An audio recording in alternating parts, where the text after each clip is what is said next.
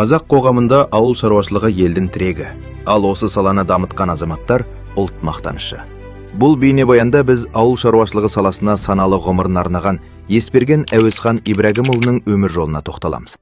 Есберген Әуезхан Ибрагимұлы 1958 жылы 4 наурызда Қызылорда облысы Жалағаш ауданына қарасты Жаңаталап ауылында дүниеге келген. 1965 жылы Аққыр ауылындағы нөмірі 188 орта мектептің 1 сыныбына қабылданып, 1975 жылы аталған білім ордасын тәмамдады. Мектепті бітірген соң Совет армиясы қатарында болып, азаматтық борышын абыроймен атқарды.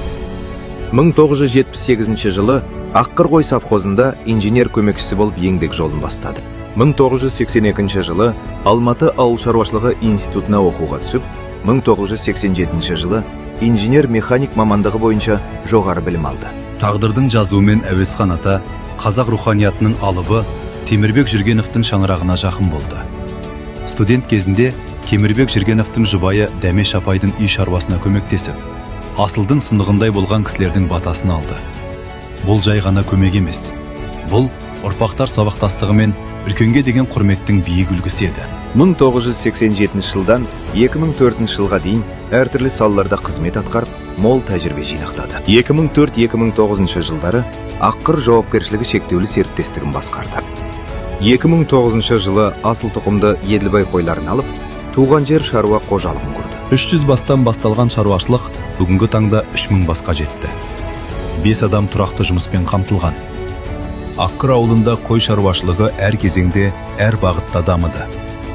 Камал Бердәулетов Қаракөл қойын өсірумен танылса, Есберген Әуезхан Ибрагимұлы Еділбай қойын көбейтіп, саланың өндірістік дамуына үлес қосты. Еңбегі еленіп, Есберген Әуезхан Ибрагимұлы облыстық, республикалық және халықаралық деңгейдегі марапаттарға ие болды.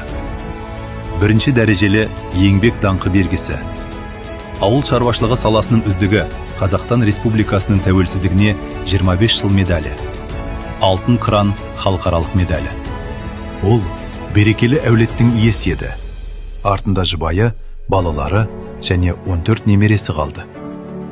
Өмір жолы еңбекке адалдық пен ұрпақ сабақтастығының айқын үлгісі болып қалды. Қоғамдық істерден де шет қалмаған Әуезхан ағай мектепке жыл қайырымдылық акциясына 5 жыл қатарынан қатысып, ауыл балаларына қолдау көрсетті. Бұл ғұмыр адал еңбекке, елге қызмет етуге арналған жол. Артында ұрпақ, ел игілігіне сіңген іс және ұрпаққа үлгі болар өнеге қалды. Осындай өмір жолы халық жадында мәңгі сақталады.